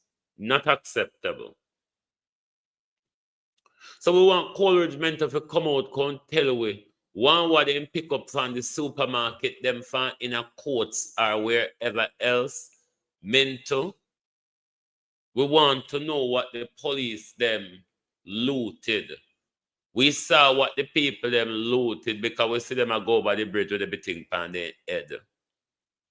But now that we are hearing that the police were hand in hand with the people, that's why the police didn't do anything much. The only place that they tried to protect, because they said it wasn't other supermarket was left semi-intact other than in town that could have been serving the town center at the moment, but both the police and the people them made awful use of it. So the police in Black River have questions to answer because we expect UNO to keep peace and order despite the circumstances. We sooner they do certain things, yes, but if you have stand aside and allow the looting, I could have understand UNO may have been overpowered or confused or whatever, that I could blow past. But to be involved in the looting, superintendent, is a different bit of it. Because soon a friend a rent generator, yeah? them have Starlink a sell for 133,000. Labor rights. Labor right. On top the thief, you know, good God Almighty. Look upon where we are go to. And us still have the nerve for a thief fan we. Look at how they flatten with labor rights. And I go to the rubble of where they flatten and still a thief from we. Good God Almighty, the generators, the solar panels, the solar lamp, all of them something they come for people in Westmoreland, Hanover, St. Elizabeth, where to go take long to get back on the grid. So they can have little energy in their community. And the Holness. No, this is a question we may not hear nobody ask. Because there's a bureaucracy to the generator loaning. Police and what they done one them name JP, cause hope of them dons, you know. Police and JP and such a like and such a forth, and probably wicked like all Hero Blair them, the pastor them, you know, the wicked them, have to vouch for you that you're upstanding upstairs. That, do you understand that there's that bureaucracy attached to the generator? Let's go to the food. Let's go to the ID for food, the food ID for food. Then we go to the generator loaning. Let's go to ID for food. Where is ID for food? Hold on. Let's go to ID for food. Gonna think this. Wanna think when we say if we gonna bring back Andrew Holness and Fly Green them disaster. Uno go sorry, we tell uno go sorry, see them. And came back, and it came with food this time. But to collect, we all have to have ID and the TRN. However, I don't know where's my ID, and I hear a lot of people complaining that. In a disaster, we breathed. Just passed with nearly 200 miles an hour. Breeze will take all building gone with it. We expect to find a piece of paper. Breeze gone with building, you know. Breeze take up full container and dash away. But paper, we breeze and flood water not take way far away. But we still to take the paper in our waist while we swim through the flood water. What a caring government. They don't know where is theirs. I'm currently searching the house to find it. I don't know where I don't know where to find it. From the storm, I haven't seen my ID. So I have a picture. Hopefully it can work. I don't know. Rain a fall, and if you see the amount of people outside in the rain trying to get aid right now, and I'm wet, wet till water drip. Rain a fall right now as me speaking, fall hard. I find the paper where this is my old driver's license. Hopefully this can work. I me walk with. Right, so the line I wonder if we understand how serious this is.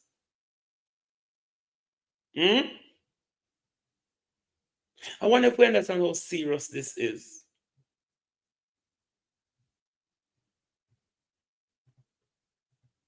Line up in it, you know. I don't have a proper ID in RTR, but we still do it, you know.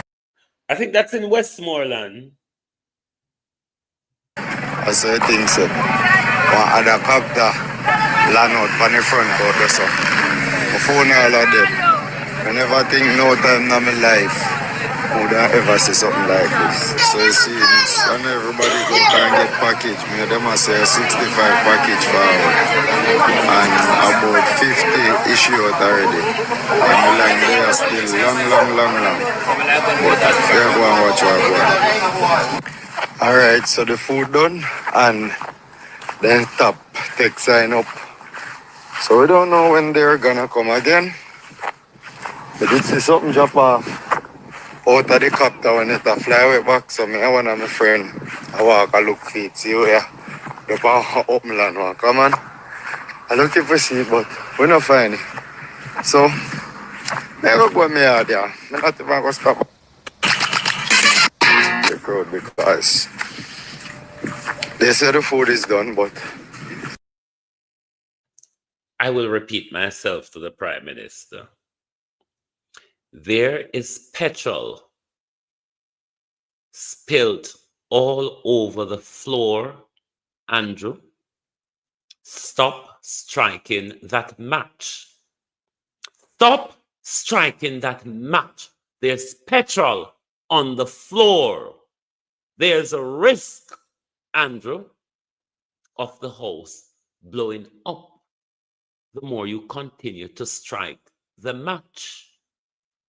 There's petrol on the floor, Prime Minister. Put that bloody matches down. That's all me I tell you. Put the matches down. Put the matches down, Andrew Holness. Andrew Holness, put down the matches. The whole of the floor. There's kerosene all over it. I tell you, put the match down.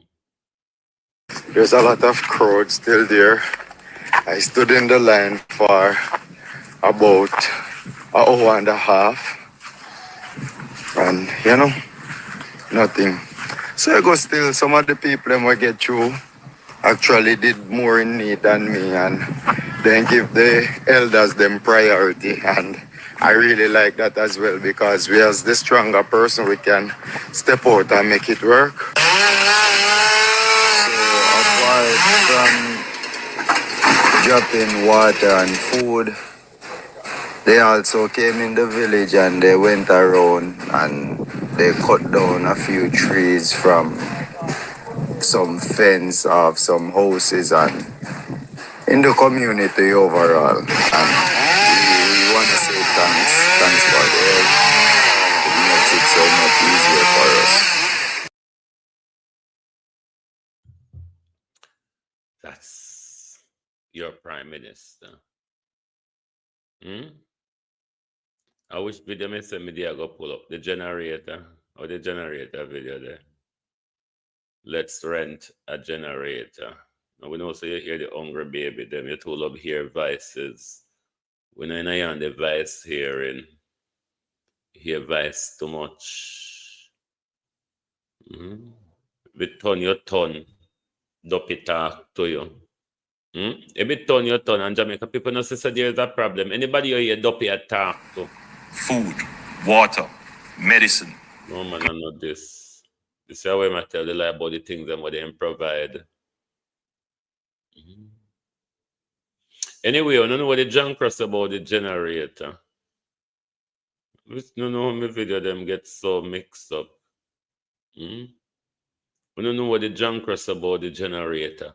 But Andrew Holness, you don't realize how much people eyes and ears prick up when them hear that. Because that is when them realize, no man, even in our way I go to, and just still decide to make a little buck half away. I mean, the shamelessness of Andrew Holness, the shamelessness of the guy. Package of support measures to help its contributors and mortgagors recover from the devastation. This is how I talk about NHT homeowners. The shamelessness of Andrew Holness, they just say it out in a public stuff, fully knowing well that we the people know that all these things came into the country for free. Morning. Zara Burton question. Labor rights, so no question, yeah. Calling all labor rights, please.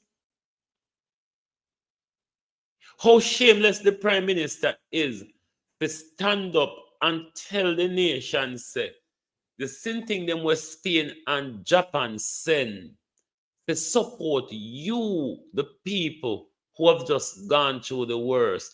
The Prime Minister loan it to you. Not only that, but you have to have pastor, police, and JP vouch for your credibility. What if the pastor, police, and JP say, people them who don't like you and decide to talk bad about you? Does it mean that your business can get the access to start back because government any friend them say you're not eligible or whatever eligible mean?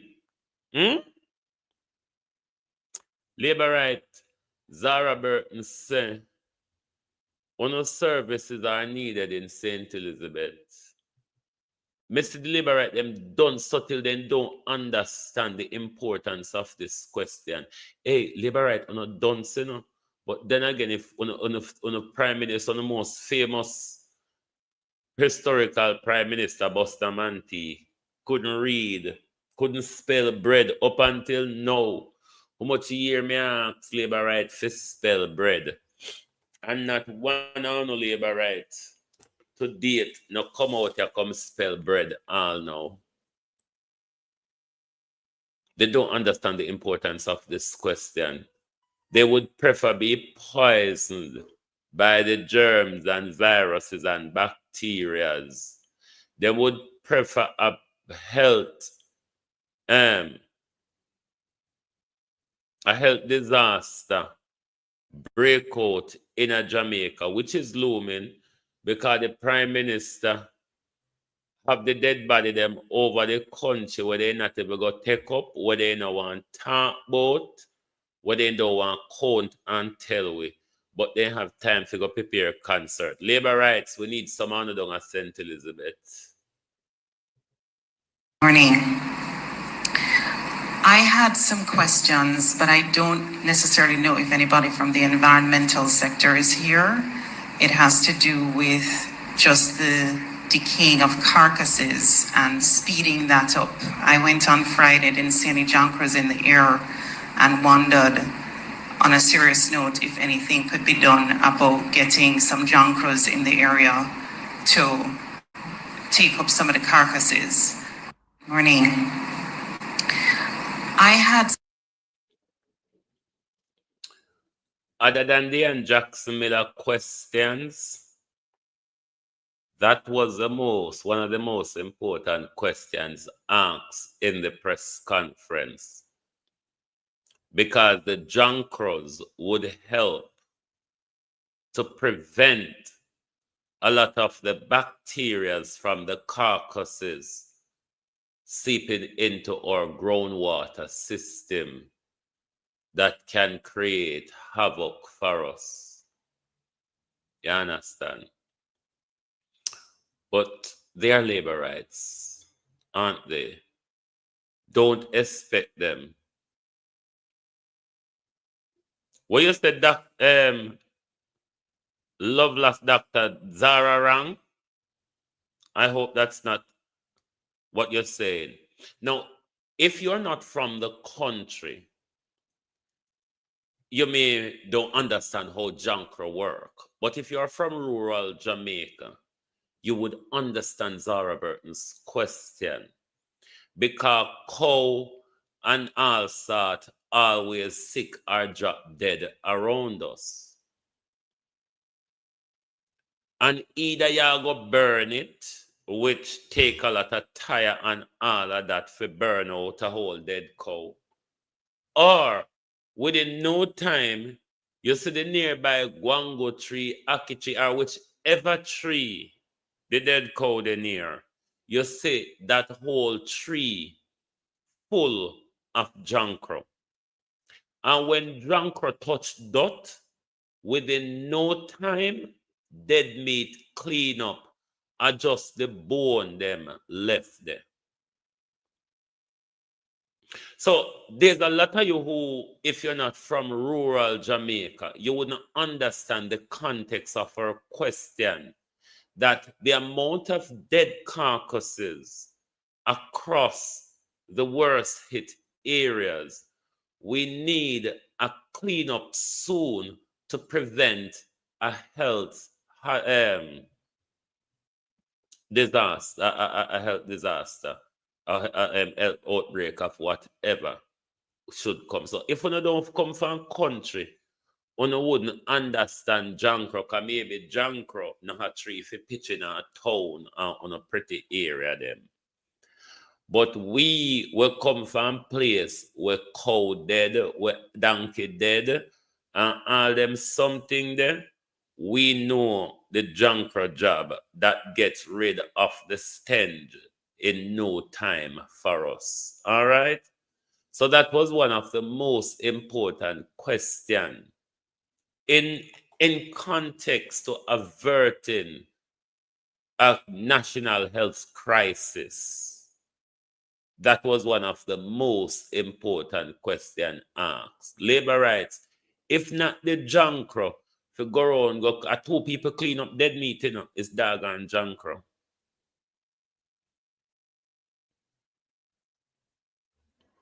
I know everybody crocodile them can travel go, you know. The crocodile them make use as well. But doggone Jankro have them purpose when it come to carcass. Make the Jankro them do them job labor right. Zara Burton question was one of the most important, other than Dan Jackson Miller questions. But me know so now labor right when I haven't got understanding of anything. Maybe we don't need to pull on our head from behind the Prime Minister. There is something else going on out here. But then again, when we listen to you, we know so we don't have no empathy and no sympathy. But one thing the Prime Minister can do is take me off message. No amount of disaster is going to take me off message, because it is important that we keep up with the Joneses of the Jamaica politics. You have to keep your eye on the stage. It's all scripted. The theater, the global theater now is Jamaica, where all the big actors are assembled. If you don't want to keep your eye on the stage, you might not understand where the script is going and how far we are in it. You understand? So them now go take me off script. Them now go say, oh, put on the politics now, because the disaster is politics. And politics is the disaster. Thank you very much for being here this morning on Global TV. Lovely to have your support as always. If you're new to the program, please give us a follow. So when we go live, you certainly will get our notification. Thank you. Thank you. We possibly come back this evening. Yeah. Go remind the Prime Minister, said, thief, go on your way, thief. Look at what you do to it. You starve with the food and water. And the little help will come to it. You see him one still at turn round. A profit out of it. And we not talk about it. In this you see him, in the disaster in the Prime Minister, you are thief. But come to your dirty cronies, trannies, and backroad expert on social media. We feel leave politics out of it. But in the middle of the disaster, you are thief. And we not talk about politics in the middle of the disaster. How to work it out? Is that the whole on a plan to silence us? That as we call for accountability, as we question the government, is because we are dirty, junk PNP dog shits? Like seriously? So why the Prime Minister in the middle of the disaster a thief? Why the Prime Minister in the middle of the disaster a profiteer? Ask yourself the question, how the rent in a generator get in this? Ask yourself, out of 170 million US in insurance plus donation, what can 10 million do to a constituency flattened by Melissa? Thank you, my people. Good morning, good afternoon. Oh, thy peace, God of my salvation, because the mouth of the sinful and wicked is open. Rastafari.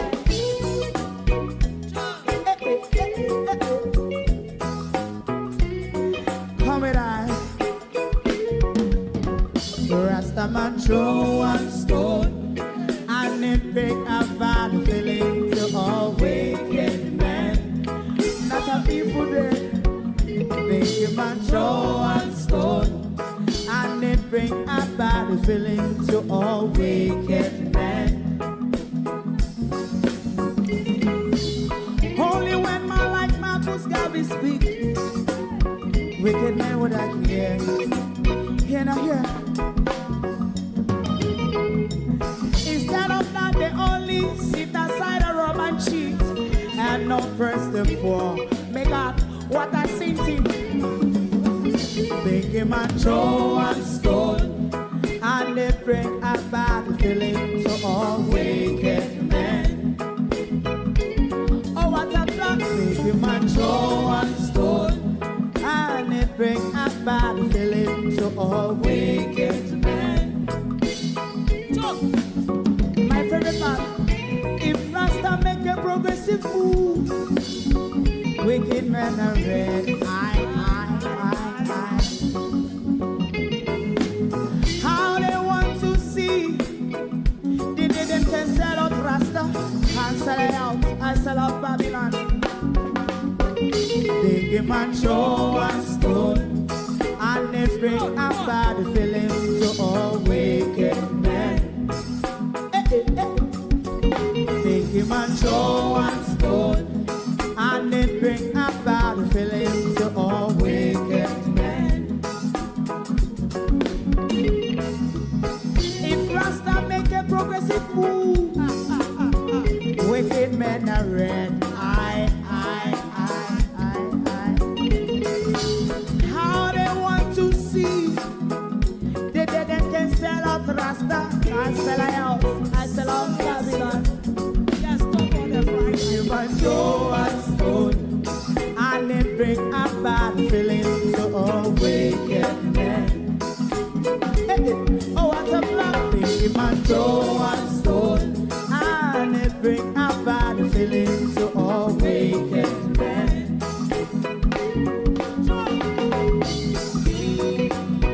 You have eyes to see, let him see. You have ears to hear, let them hear. What a prophet must say.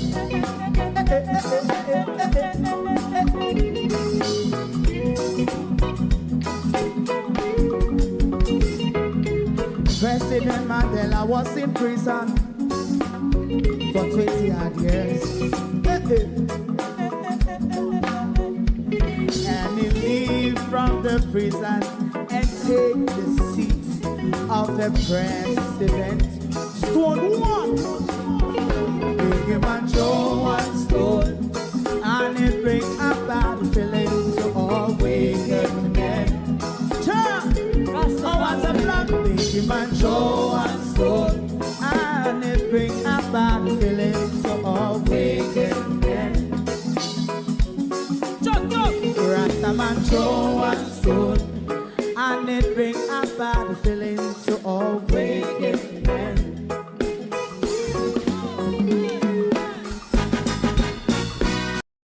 If you don't like missing out on the latest shows but still enjoy classic hits, then Global TV Group 358 is your perfect match. Global TV Group 358 isn't just another channel, it's your ultimate TV experience. From breaking news to binge-worthy dramas and timeless classics, we've got it all. Our unique blend of original content and global favorites means there's something for everyone. And guess what? With GTVG's seamless streaming, you can watch anywhere, anytime. Plus, our interactive features let you be part of the action. So, whether you're a seasoned binge watcher or a casual viewer, Global TV Group 358 is here to keep you entertained day and night. Don't just watch TV, experience it with Global TV Group 358. Subscribe now and never miss a moment.